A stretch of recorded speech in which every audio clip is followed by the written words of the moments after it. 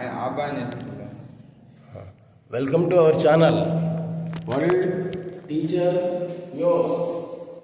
జ్ఞాన ప్రసూన సద్గురు సుబ్రహ్మణ్యం గారు చెప్పినటువంటి జ్ఞాన ప్రసూనాలు. అసలు ఎవరి సుబ్రహ్మణ్యం? ఆయన సామాన్యమైనటువంటి స్కూల్ టీచర్. అటువంటి సామాన్యమైనటువంటి స్కూల్ టీచర్కి వీరబ్రహ్మేంద్ర స్వామి యొక్క శిష్యుడు వీరయ్య గారు అనుకోకుండా తారసపడ్డాడు. ఆ వీరయ్య గారి యొక్క ఆశీస్సులు ఈయనకు ఉన్నాయన్నమాట. తర్వాత హిమాలయ యోగి హిమాలయ పర్వత ప్రాంతాల్లో తపస్సు చేశాడు వాళ్ళ తాతగారు. ఆయన యొక్క మంత్ర ప్రభావం సుబ్రహ్మణ్యం గారిలో ఉంది. అందుకే ఆయన ఏం చెప్పారంటే, సుబ్రహ్మణ్యం, ఈ గడపదాలు వచ్చేటువంటి వాడు పాము అయినా కానీ, పంది అయినా కానీ, కప్పైనా కానీ, చివరికి మనిషి అయినా కానీ నేనే. నీవన్నదే వేదం, నీ ఉన్నటువంటిదే క్షేత్రం అని చెప్పారు వాళ్ళు. వాళ్ళ ఆశీస్సులు ఆయనకు ఉన్నాయి. మహాత్ముల యొక్క మహర్షుల యొక్క ఆశీస్సులు ఆయనకు ఉన్నాయన్నమాట. అందుకే ఈరోజు శ్రీకాళహస్తిలో సుబ్రహ్మణ్యం గారు చెప్పిందే వేదమైంది. ఆయన ఉన్నటువంటిదే మహాక్షేత్రం. నిన్ను గురించి నీరెవరో ఒక్కసారి ఆలోచిస్తే దేవుడు ఎలా ఉంటాడో తెలుస్తుంది అంటున్నాడు ఆయన గురువు గారు. చూడండి, అసలు నిన్ను గురించి నువ్వు ఒకసారి ఆలోచించుకో, అప్పుడు దేవుడు ఎలా ఉన్నాడో తెలుస్తుంది. నిన్ను గురించి నువ్వు తెలుసుకోకుండా దేవుడు ఎలా ఉంటాడో అంటే అది తెలిసే ప్రసక్తే లేదు. ఎప్పుడు చూస్తావో తెలుసా నువ్వు దేవుణ్ణి? నీ చివరి శ్వాసలు ఉంటాయి చూడండి, గాలి పీల్చి వదులుతాం కదా మనం, ఉచ్ఛ్వాస నిశ్వాసలు. చిట్ట చివరిలో చచ్చిపోయేటప్పుడు 3 శ్వాసలు, చివరి శ్వాసలలో అప్పుడు తెలుస్తుంది అన్నమాట నీకు దేవుడు ఎలా ఉంటాడో. చూస్తావు, ఆయనతో మాట్లాడతావు, కానీ మూగవాడు ఎలా ఇది చెప్పలేడో నువ్వు ఎదుటివాడితో చెప్పలేవు. అది అప్పుడు అంతవరకు నీకు ఈ దేవాలయాలు, పూజలు, నమాజులు, ప్రార్థనలు ఈ తప్పదు నీకు. అప్పుడు మాత్రమే నువ్వు దేవుణ్ణి చూస్తావు అని చెప్తున్నాడు. అందరూ చూడలేవు, అంతే. కాబట్టి గుడ్డివాడు ఒక సినిమాకు పోయాడట. చూడండి ఏం చెబుతున్నాడు. కళ్ళు లేనటువంటి గుడ్డివాడు ఒక సినిమాకు పోయాడు. వాడి కళ్ళు కనపడతాయా పాపం? తెర మీద బొమ్మలు కనపడవు. వాడికి చెప్పింది ఎవరి సినిమా గురించి? ఒక మూగవాడు. మూగవాడికి మాటలు వస్తాయా? రావు. గుడ్డివాడి సినిమాకు పోతే మూగవాడు ఆ సినిమా స్టోరీ చెప్పాడట. తర్వాత చెవిటివాడు ఏం చేశాడు? విని ఆనందపడ్డాడు. చూడండి, ఇక్కడ గుడ్డివాడేమో సినిమాకు పోయాడు, మూగవాడేమో సినిమా స్టోరీ చెప్పాడు, చెవిటివాడు విని ఆనందపడ్డాడు. అది ఎలా అయితే ఉందో, అది ఎలా అయితే నిజమవుతుందో, ఆ చూడడం, వినడం, చెప్పడం అనేటువంటిది కూడా ఆత్మ గురించి కూడా అంతే అవుతుంది అన్నమాట. ఎవడు చెప్పలేడు అంటున్నాడు ఈయన. ప్రేతాత్మలు, జీవాత్మలు, పరమాత్మలు అంటాం కదా, అసలు ఏ ఆత్మ లేదంటున్నాడు అనమాట ఆయన. ఇంకా గుడ్డివాడి సినిమా చూసినట్లే అది కూడా అంటున్నాడు గురువు. వాచామహోచరం అంటాడు సద్గురు సుబ్రహ్మణ్యం గారు. ఆత్మ అనేటువంటి విషయాన్ని ఎవడు కూడా చెప్పలేడు. అది అనుభవానికి వస్తే తప్ప ఎవడు చెప్పలేడు. చూడండి, ఘనాహారం ఉంది, మనం అన్నం తింటున్నాం కదా, ఘనాహారం. ఘనాహారాన్ని శక్తిగా మార్చుకునేటువంటి సిస్టమ్ మన శరీరంలో ఉంది కదా, ఉందిగా. మనం అన్నం తింటున్నాం, యాపిల్ పండ్లు, కాయలు తింటున్నాం, అది ఘనాహారం. అది శక్తిగా మారుకునే సిస్టమ్ మన శరీరంలో ఉంది. కానీ వాయువుని అంటే గాలిని, నీటిని కూడా శక్తిగా మార్చుకునే సిస్టమ్ మన శరీరంలో ఉంది. అది తెలుసుకోలేకపోతున్నాం అన్నమాట. అదే ఒక సినిమాలో, పాత సినిమా అంటే చూడండి, గాలి భోజనం చేస్తాడు రామా అరే అని, అంటే వాయువు ద్వారా జీవిస్తాడు అనమాట. వాళ్ళే మహర్షులు. వాయువు ద్వారా, నీటి ద్వారా జీవిస్తారు వాళ్ళు. ఆ సిస్టమ్ ప్రతి ఒక్కరిలో ఉంది అంటున్నాడు ఆయన.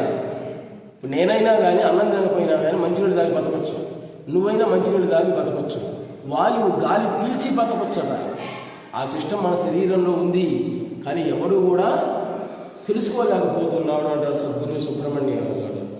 అసలు ఆలోచన ఎవరికి రావట్లేదు అంటాడు అనమాట. ఒక వస్తువు ఉండాలంటే ఒక ప్లేస్ అనేటువంటిది అవసరం, అంతే కదా. ఒక వస్తువు ఉండాలంటే ప్లేస్ ఉండాలి కదా. ఇప్పుడు ఆ బ్యాగ్ ఉంది, ఆ బ్యాగ్ ఎక్కడుంది? బెంచ్ మీద ఉంది.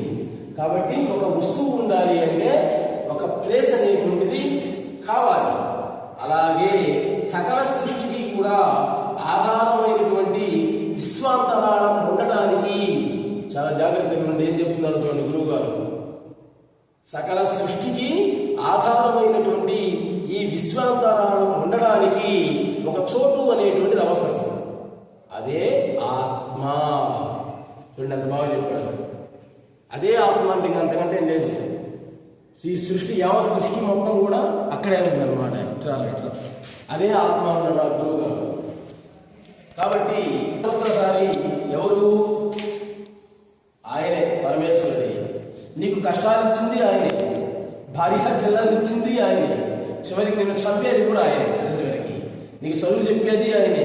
గురువు అనుకుంటున్నావు, నీ టీచర్ కాదు నీ పాఠాలు చెప్పేది ఆయన. వీడి ద్వారా ఆయన చెప్పిస్తున్నాడు అన్నమాట. నీ శరీరంలో అవయవాలు ఉన్నాయి, కళ్ళు, ముక్కు, చెవి, ఇవి అవి పనిచేస్తున్నాయి అంటున్నావు అనమాట. అవి చెయ్యట్లే, ఆయన చేపిస్తున్నాడు అనమాట. ఆయన చేపిస్తుంటే అవి చేస్తున్నాయి. కాబట్టి అందుకే అంటున్నాడు ఇలా, జగన్నాటక సూత్రధారి. దేవుడి అంటామని మహాపాపం అంటున్నాడు. జగన్నాటక సూత్రధారి ఎవరిని ఎప్పుడు పెంచుతుందో తెలియదు, ఎవరిని ఎప్పుడు తుంచుతాడో తెలియదు అనమాట. నీకు ఎవడైతే కష్టాలు ఇచ్చావో ఆయన దగ్గరికి ఎప్పుడు నువ్వేమంటున్నావు? టెంకాయలు కొట్టి, ఒక 100 టెంకాయలు కొట్టి నా కష్టాలు తీర్చమంటున్నాడు. అది అయ్యే పని. ఆయనే ఉంటున్నప్పుడు నా ఇష్టం పోరాడుతున్నాడు అనమాట. నువ్వు దేవుడి దండం పెడుతున్నావు, కానీ ఆయన దండం పెడతాడు ముందు. ఎవరికో తెలుసా? ఈ రోజు నన్ను ఎవడు ఏమీ కోరకూడదు, ఏ కోరికలు లేనటువంటి వాడు నా దగ్గరికి రావాలి అని వాడి దండం పెడుతూ ఉంటాడట ఆయన. కానీ ఆయన నమస్కారం చేసిన తర్వాతనే నువ్వు చేయటం అనేటువంటిది జరుగుతుంది. అంతా కూడా ఆయన ఇచ్ఛానుసారంగానే జరుగుతుంది. నీ వల్ల ఏది జరగదు అంటాడు అనమాట. జగత్, జీవ, జగదీశ్వర ఈ మూడింటి యొక్క సమిష్టి రూపమే ఆ పరమేశ్వరుడు. చూడండి, ఇప్పుడు సినిమాలలో ఉత్తమ నటుడు బాలకృష్ణ, ఉత్తమ కథానాయకుడు విజయశాంతి అంటాం కదా. ఆయన సద్గురు సుబ్రహ్మణ్యం ఏమిటంటే, ఇక్కడ ఉత్తమ నటుడు కానివాడు ఎవడు అంటున్నాడు అనమాట. అందరూ నటులే, అందరూ నటిస్తూనే ఉన్నారు. ఆయన పాఠం చెప్పినట్టు నటిస్తున్నాడు, నటన. ఈడు చదువుకుంటున్నట్టు నటిస్తున్నాడు, వాళ్ళు సినిమా తీస్తున్నట్టు నటిస్తున్నాడు. కాబట్టి అంతా కూడా ఉత్తమ నటుడు కానివాడు ఎవడు లేడు ఇక్కడ. ప్రతి ఒక్కడు కూడా ఉత్తమ నటుడే అంటున్నాడు అనమాట ఆయన. కానీ ఇంకెవరికి ఇస్తావు నువ్వు తీసుకుపోయి ఈ ప్రైజ్ ఉత్తమ నటుడు అని? అందరూ ఉత్తమ నటులే, కానివాడు ఎవడు లేడు ఈ జగన్నాటకంలో. అక్రమాలు, అన్యాయాలు కూడా నీకు ఇచ్చింది ఎవరు? ఆయనే. ఇప్పుడు చెట్టు ఉందనుకోండి, మర్రి విత్తనం ఉంది. ఎప్పుడైతే మర్రి విత్తనం అనేటువంటి సృష్టించబడిందో దానిలోనే అది మహావృక్షం, దాని కింద ఉండేటువంటి మనుషులు, దాని మీద ఉండేటువంటి పక్షులు, చివరికి దాన్ని చంపేటువంటి వాడిని కూడా అప్పుడే సృష్టించబడ్డారట. అదే రకంగా మనం కూడా మన తల్లి గర్భంలో ఉన్నప్పుడే మన మరణం కూడా అప్పుడే రాయబడింది. దాని ప్రకారంగా నీకు అన్నీ వస్తాయి అంతే. అయితే ప్రయత్నం ఒకటి చేయడం వరకే నీ ధర్మం.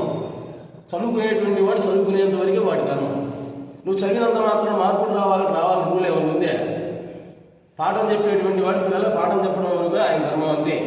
నేను చెప్పేది అందరికీ అర్థం కావాలి రూల్ ఏమైనా ఉందే?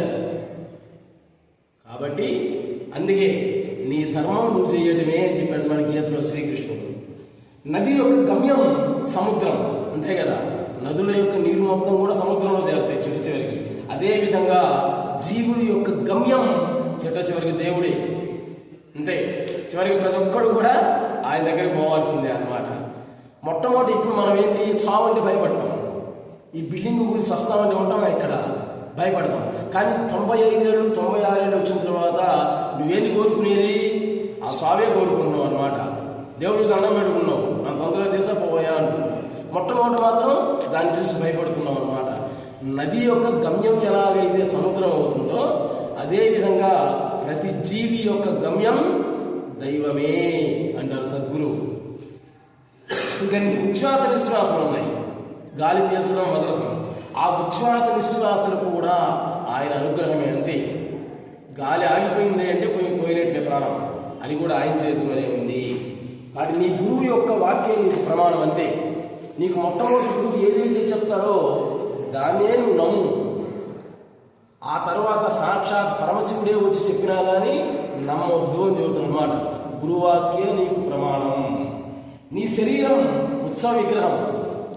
చూడండి, గుళ్ళల్లో మూల విరాటు ఉత్సవ విగ్రహాలు ఉంటాయి కదా. నీ శరీరం అనేటువంటిది ఉత్సవ విగ్రహం, నీ ఆత్మ అనేటువంటిది మూల విగ్రహం. మూల విగ్రహానికి ఎదిరించలేము. రామాలయాల్లో రాముడి విగ్రహాన్ని మనం ఎదిరించగలమా? ఏమైనా పండుగలు, శ్రీరాముల పండుగలు వచ్చినప్పుడు ఉత్సవ విగ్రహాన్ని పూజ చేస్తాం అన్నమాట. అదేవిధంగా తిరిగేటువంటి విగ్రహం నీ శరీరం, నీ ఆత్మ అనేటువంటిది గుడి లోపల గర్భగుడిలో ఉన్నటువంటి విగ్రహం అని చెప్తారు. కాబట్టి ఇటువంటి ఎన్నో విషయాలని సద్గురు ఇప్పుడు నేను చెప్పింది చాలా తక్కువ అన్నమాట. ఎన్నో విషయాలు సద్గురు సుబ్రహ్మణ్యం గారు మానసిక ప్రశాంతతని ఇచ్చేటువంటి విషయాలని చెప్తూ ఉన్నారన్నమాట. అక్కడ తత్వశాస్త్రం చాలా కష్టం. అటువంటి తత్వశాస్త్రాన్ని సామాన్య వాడుక భాషలో మనం మాట్లాడుకునే వాడుక భాషలో వివరిస్తున్నారు. కాబట్టి మీకు ఏమైనా సమస్యలు ఉన్నట్లయితే ఆయన దగ్గరికి వెళ్ళి చెప్పి ఆ సమస్యల పరిష్కారాన్ని ఎంతోమంది పాపం ఆత్మహత్య చేసుకోవాలనుకున్న వాళ్ళు కూడా ఆయన మాటలు విని మానుకున్నారు అన్నమాట. హాయిగా జీవిస్తున్నారు ఈరోజు వ్యాపారాలు వ్యవసాయం చేసుకుంటూ. అటు ఆయన మాటలలో ఏదో పవర్ ఉంది. అరుణాచల మహర్షి లాగా అన్నమాట. సాక్షాత్ ఇంకా అధునాతన అరుణాచల మహర్షి ఆయన సద్గురు సుబ్రహ్మణ్యం గారు. ఆయన దర్శించి ఒకసారి తరించండి. ప్రతి వీడియో కూడా ఆయన అడ్రస్ పెట్టామన్నమాట. శ్రీకాళహస్తిలో దిగి ఆ శివాలయం ఉంది కదా, అక్కడ ఆటో ఎక్కి చెన్నై పోయే రూట్లో భారత్ గ్యాస్ పోవడం అని అడిగితే చెప్తారు అక్కడే సద్గురు సుబ్రహ్మణ్యం గారు ఉండేది. ఒక 4-5 నెలలు ఆగితే ఆయన కోసం అమెరికన్స్ ఫారినర్స్ అన్నమాట శ్రీకాళహస్తి మహాశివుడి యొక్క వెనక కొండ మీద ఆయనకి శాంక్షన్ అయింది. 2 కోట్లు పెట్టి ఆయనకి ఆశ్రమం కడుతున్నారు అన్నమాట. ఇంకా అదేంటి ఇంకా ఈజీ ఆయన దర్శనం, ఇంకా అక్కడే ఉంటాడు ఆయన. ఈ లోపు ఒకసారి ఆయన దర్శించి తరించండి. Please subscribe our channel world teacher news. మన వీడియోలన్నీ కూడా మానసిక ప్రశాంతతకు సంబంధించినవే, అంతే. మతానికి కులాలకు సంబంధించినవి కాదు. ఇది రామాయణ మహాభారతం ఖురాను భగవద్గీత వీటికి సంబంధించింది కాదు. ఇది మానసిక ప్రశాంతత. నేను అంటున్నావుగా, ఇప్పుడు ఇది నా చొక్కా అంటున్నా, నా చొక్కా నా ఫ్యాంట్ అంటాం కదా. నేను చొక్కానవు, నాది అన్నావుగా, నేను అనవు. అసలు ఆ నేను ఎక్కడి నుంచి వచ్చింది? ఆ నేను అంటే ఏది? అది ఎక్కడికి పోతుంది? ఇటువంటి విషయాలన్నీ కూడా ఆయన మనం మాట్లాడుకునే వాడుక భాషలో వివరిస్తూ ఉన్నారన్నమాట.